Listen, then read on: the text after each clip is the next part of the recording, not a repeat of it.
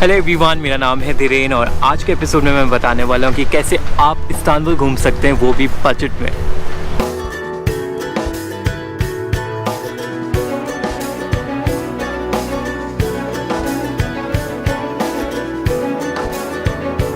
अगर आप ये चेहरा पहली बार देख रहे हैं तो मैं बता दूं कि मुझे ट्रैवलिंग का बहुत ज़्यादा शौक़ है और फ़िलहाल मुझे एक यात्री की तलाश है जो मेरे साथ पूरी दुनिया मुफ्त में घूम पाए। जी हाँ, मुफ्त में घूम पाए। सो अगर आपको लगता है कि आप इंटरेस्टेड हो इस चीज़ में तो बस आपको मेरे चैनल को सब्सक्राइब करना है और बेल आइकन दबाना है और घर बैठे बैठे आप पूरी दुनिया घूम सकते हैं मेरे साथ, मेरी नज़रों के थ्रू, वो भी बिल्कुल मुफ्त मुफ्त मुफ्त।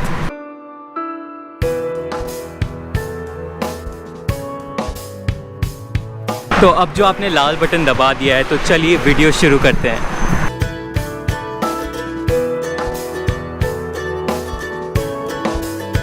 इस्तांबुल एक बहुत ही बड़ा शहर है और ये बाकी यूरोपियन सिटीज़ जैसा नहीं है जहाँ सब कुछ सिटी सेंटर या ओल्ड टाउन के बीच में हो। यहाँ पे सब कुछ फैला हुआ है, इसलिए आप कहाँ रह रहे हो ये आपके ट्रैवलिंग स्टाइल पे डिपेंड करता है। सल्तन अहमद या सुल्तान अहमद यहाँ की सबसे टूरिस्ट एरिया है, इसलिए यहाँ पे रहना, खाना पीना सब कुछ थोड़ा एक्सपेंसिव हो सकता है। उसके अलावा लोग प्रेफर करते हैं ताकसिम एरिया के आसपास रहना, ये उनके लिए काफ़ी फ़ायदेमंद है जो पार्टी करना पसंद करते हैं। अगर आप हनीमून ट्रैवलर्स हैं तो आप गलाटा टावर या कैराकोई रीजन में रह सकते हैं, और अगर आप बजट ट्रैवलर हैं या बहुत दिन के लिए इस्तांबुल रह रहे हैं तो मेरे जैसे आप कैडिकोई एरिया में रह सकते हैं। मैंने अपना अपार्टमेंट 5 दिनों के लिए बुक किया है सिर्फ 4000 रुपयों में। एंड एक चीज़ और है, अगर आप कैडिकोई एरिया में रह रहे हो तो वहाँ से हर रोज़ आप सल्तन अहमद एरिया में आ सकते हो फेरी से इन जस्ट 2.6 लीरास, एंड पूरे सिटी का एक पैनोरामिक व्यू एंजॉय कर सकते हो हर रोज़। आपको कहाँ रहना चाहिए और कहाँ नहीं रहना चाहिए, एंड स्पेशली सल्तन अहमद एरिया में क्यों नहीं रहना चाहिए, इसके ऊपर मैं एक वीडियो बनाने वाला हूँ जो मैं थोड़े ही टाइम में आगे पोस्ट ज़रूर करूँगा।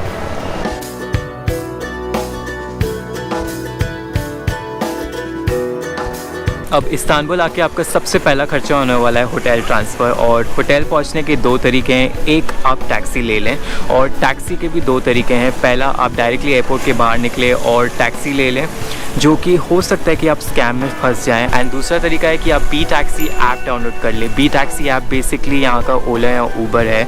ऊबर भी यहाँ पे चलता है बट अनऑफिशियली चलता है, सो उस चीज़ का आप ध्यान रखें। और दूसरा तरीका है हवाई बस लेना। हवाई बस एक 24/7 बस सर्विस है, ये हर आधे घंटे में निकलती है और एसी बस होती है ये।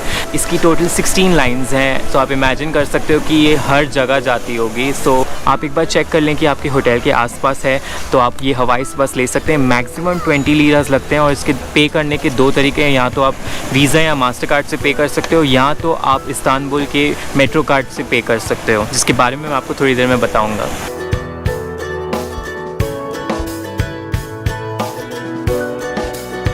इस्तांबुल में अगर आपको एक पॉइंट से दूसरे पॉइंट में जाना है तो आप पब्लिक ट्रांसपोर्ट यूज़ कर सकते हो। मैं टैक्सीज़ एडवाइस नहीं करूँगा क्योंकि यहाँ पे बहुत ज़्यादा ट्रैफिक होती है।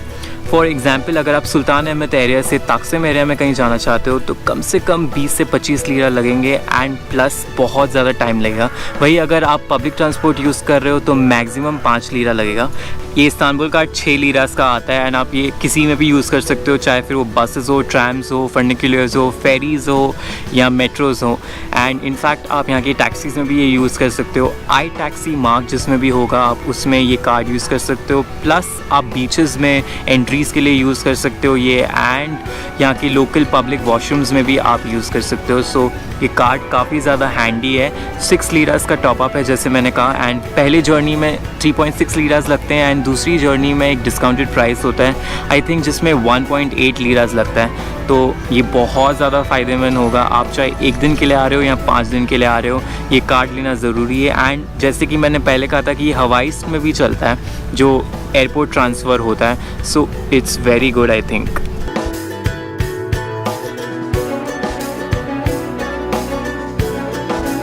अगर आपको खाना पसंद है और अगर आप नॉन वेजिटेरियन हो तो टर्की या इस्तांबुल आपके लिए जन्नत है, क्योंकि यहाँ पे इतने ज़्यादा ऑप्शंस हैं खाने के कि आप थक जाओगे खा खा के। एंड मैं डेफिनेटली रेकमेंड करूँगा कि आप यहाँ पे कबाब खाएं, शौरमा खाएं, रोल्स खाएं, और मोस्ट इम्पॉर्टेंटली यहाँ की सबसे फेवरेट डिश बकलावा ज़रूर ट्राई करें क्योंकि बहुत ज़्यादा अमेजिंग है वो। आप मेरे आगे आने वाले वीडियोस में ज़रूर देखोगे ये सब खाते हुए, तो प्लीज़ उसके लिए मेरे चैनल को सब्सक्राइब कर दो। पर अगर आप वेजिटेरियन हो तो इसका मतलब ये नहीं है कि इस्तांबुल आपके लिए जगह नहीं है। यहाँ पे बहुत सारे इंडियन रेस्टोरेंट्स हैं, इनफैक्ट बहुत सारे वेज रेस्टोरेंट्स भी अभी यहाँ पे खुल गए हैं थैंक्स टू वीगन कल्चर, जो सब इसे आजकल अडॉप्ट कर रहे हैं। तो आप बेफिक्र यहाँ आ जाएँ।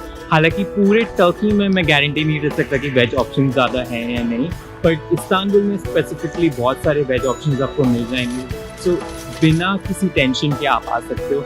बट अगर आप पूरा टर्की घूम रहे हो तो मेरी एडवाइस रहेगी कि आप अपने साथ रेडी टू ईट के डब्बे लेकर आ जाएं, या जैसे हम इंडियंस यूजुअली थेपले पराठे लेकर आते हैं अपने साथ, वो थोड़े बहुत कैरी कर लें, क्योंकि पॉसिबिलिटी है कि कुछ जगहों में आपको वेज ऑप्शन ज़्यादा ना मिले, या वेज ऑप्शंस के नाम पे सिर्फ सैलेड या ऐसा कुछ मिले।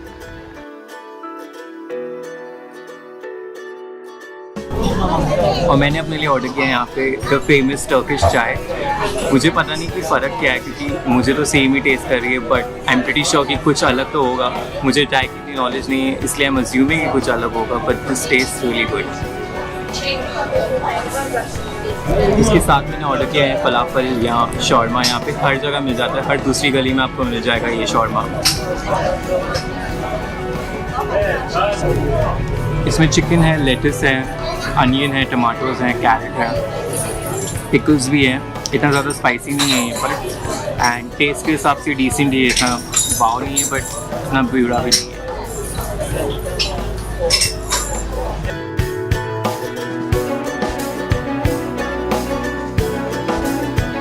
अगर आप इस्तांबुल आ रहे हो तो आपको एक मोबाइल सिम की ज़रूरत तो पड़ेगी ही।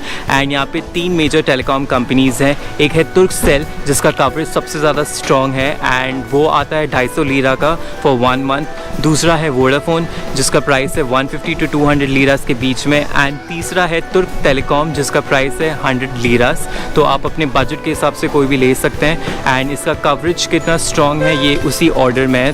तुर्कसेल सबसे ज़्यादा स्ट्रॉन्ग है, उसके बाद आता है वोडाफोन एंड तीसरा है तुर्क टेलीकॉम।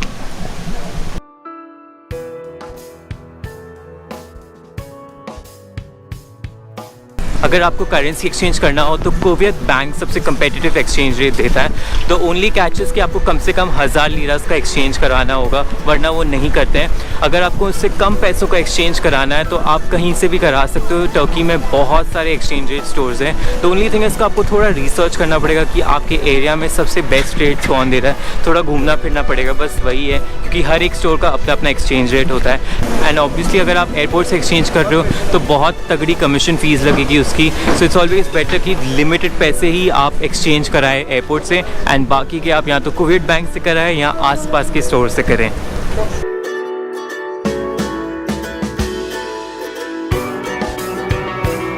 पूरे इस्तांबुल में, इनफैक्ट पूरे टर्की में बहुत सारे हिस्टोरिकल साइट्स हैं, आर्कियोलॉजिकल साइट्स हैं एंड म्यूज़ियम्स हैं। एंड अगर आप इंडिविजुअली हर एक म्यूज़ियम या आर्कियोलॉजिकल साइट्स जाते हो तो आप बहुत पैसे स्पेंड कर लोगे। सो इन केस अगर आप सिर्फ इस्तांबुल घूम रहे हो तो आप इस्तांबुल पास ले सकते हो, जो 220 लीरास का है। या अगर आप पूरा टर्की घूमना चाह रहे हो तो मेरे जैसे आप म्यूज़ियम पास ले सकते हो, जो 375 लीरास का है, 375 लीरास का है। और इसमें सारे museums and archaeological sites covered हैं। आई थिंक टोटल 300 से भी ज़्यादा कुछ हैं जो इस पास के अंडर कवर्ड होते हैं। और इसके अलावा बहुत सारे दूसरे पासेस भी हैं जो स्पेसिफिक रीजन्स के लिए बनाए गए हैं। फॉर एग्जांपल अगर आप अंटालिया जा रहे हो तो आप अंटालिया पास ले सकते हो, कैपेडोकिया जा रहे हो तो कैपेडोकिया पास ले सकते हो। और वो आई थिंक 3 से 5 दिन के लिए वैलिड होता है, डिपेंडिंग आप किस तरह का पास ले रहे हैं। बट अगर आप पूरा टर्की घूम रहे हो और टर्की के छोटे छोटे बिट्स हर जगह कर रहे हो तो आप म्यूज़ियम पास ले सकते हो, क्योंकि ये काफ़ी हैंडी होता है। जैसे कि इसमें पमुकले और इज़मिर, एफेसस, बहुत सारे आर्कियोलॉजिकल साइट्स जो अंटालिया में है, कैपेडोकिया में है, सारे इस पास में कवर्ड हैं। तो I think it's a very good deal कि 375 में आप सारे म्यूज़ियम्स देख पाओगे। बहुत बार ऐसा होता था कि मेरे आइटिनरी में या प्लान में कुछ था नहीं, बट स्टिल क्योंकि मेरे पास म्यूज़ियम पास था, so I thought why not just check it out. और इवेंचुअली मैं सारे museums and archaeological sites free में करने लगा, बिकॉज मैं इतना ज़्यादा घूम चुका था कि मैंने 375 ऑलरेडी इस पास से वसूल कर लिए थे। And Turkey is known to be the land of history, और ये मैं नहीं कह रहा हूँ, ये उनकी टूरिज़्म वाले कहते हैं। सो डेफिनेटली अगर आप जा रहे हो वहाँ पे तो आपको वहाँ की हिस्टोरिकल साइट्स, आर्कियोलॉजिकल साइट्स तो करनी चाहिए, नहीं तो क्या फ़ायदा जाकर। एंड इसलिए मैं कह रहा हूँ कि अगर आप जा रहे हो तो ये पास ले लो, नहीं तो हर एक इंडिविजुअली अगर आप ख़रीदने जाओगे तो बहुत ज़्यादा एक्सपेंसिव पड़ सकता है एंड प्लस टीडियस भी हो सकता है। इस पास का एक और फ़ायदा ये भी है कि आपको पैसे ज़्यादा कैरी करने की ज़रूरत नहीं है, क्योंकि आपके पास होगा, आप सीधा स्वाइप कर सकते हैं एंड प्लस आपको लाइन में खड़े रहने की ज़रूरत नहीं है। इस पास की मदद से आपको डायरेक्ट एक्सेस मिलता है अंदर जाने का। लोग इंडिविजुअली टिकट्स खरीद रहे थे और मेरे पास ये पास था तो मैं डायरेक्टली अंदर चला जाता था विदाउट वेस्टिंग एनी टाइम, और पैसे भी कम कैरी करता था मैं, क्योंकि कुछ म्यूज़ियम्स और आर्कियोलॉजिकल साइट्स की टिकट्स बहुत ज़्यादा एक्सपेंसिव है, तो दैट मीन्स आपको उतने पैसे कैरी करने पड़ेंगे अपने साथ। सो ये पूरा पैसा वसूल पास है। अगर आप जा रहे हो तो डेफिनेटली आपको ये पास लेना ही लेना चाहिए। सो इसी के साथ ये वीडियो की समाप्ति होती है। अगर आपको ये वीडियो अच्छा लगा हो तो प्लीज़ लाइक करें और अपने फ्रेंड्स और फैमिली के साथ शेयर करें, और स्पेशली जो टर्की जा रहे हैं, जाने का प्लान कर रहे हैं, उनके साथ तो ज़रूर शेयर करें। और मेरे चैनल को सब्सक्राइब करना मत भूलिएगा, मुझे उस चीज़ की बहुत ज़्यादा ज़रूरत है। सो सब्सक्राइब नाउ एंड मैं आपसे मिलूँगा अगली बार इसी जगह में कुछ नए स्टोरीज़ और नए एडवेंचर्स के साथ। तब तक के लिए take care and happy holidays.